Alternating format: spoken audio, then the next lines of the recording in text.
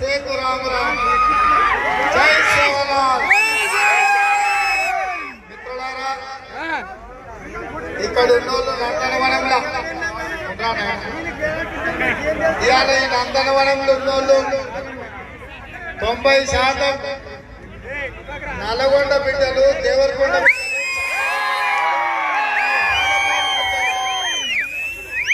పాలమూరు బిడ్డలు, మా పాలమూరు అనుకున్న కర్నూలు సోదరులు. ఇవాళ మీ అందరి కోసం నేను నందనవనం వస్తుంటే చూసిన పేరు ఇన్నప్పుడు ఎంత అందంగా ఉందో అని.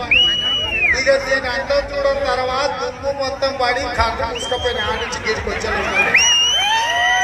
ఇక మా ముఖ్యమంత్రి గారు తెలంగాణ అంతా బంగారు తెలంగాణ వేసినా, తెల్లగా చేసినా, సున్నం వేసినా మొత్తం ఇళ్ళకి సాపి సాలి చెప్తుంది.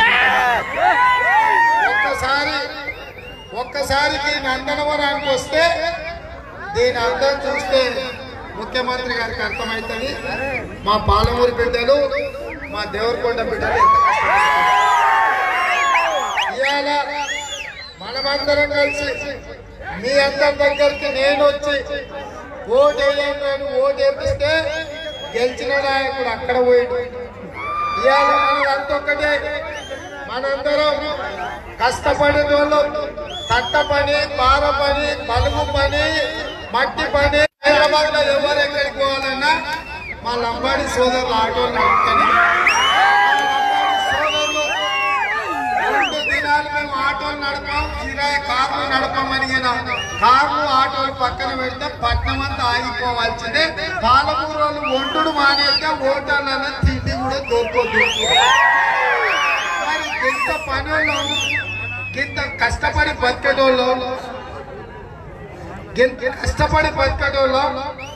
మనల్ని వాళ్ళు వీళ్ళు బెదిరిస్తే మనం భయపడతామా? ఒక్కసారి ఆలోచించాలి. నేనెక్కడోని అచ్చంపేట అడవులలో ముట్టి పెరిగిన బిడ్డని. అచ్చంపేట అడవుల పులులకే భయపడాలి. అచ్చంపేట అడవుల పులులకే భయపడాలి. ఈయన తిరిగే సన్నాసులకు భయపడతామా? ఎవరు భయపడాల్సిన పని లేదు. ఓట్లు వేయకపోతే మేము ఊరుకోము, మీ బాక్స్ లెక్క పెడతాం, లేకపోతే మీ సంగతి చూస్తామని అంటున్నారు. మొన్న టిఆర్ఎస్ ఓడగొడితే చూసిందేంది? మొన్న మొత్తం ఈ ప్రాంతం అంతా కాంగ్రెస్ పార్టీకి అండగా ఉంటే చూసిందేంది? ఇప్పుడు పాలమల్లో నేను ఓడగొడితే చూసేదేంది? ఏం చేస్తారో రమ్మను, ఒకసారి లాగితే చూసుకోమని ఉన్నారు. ఇవాళ ఒకటే మాట, మనం అందరం కష్టపడి కాంగ్రెస్ పార్టీని గెలిపించుకుందాం.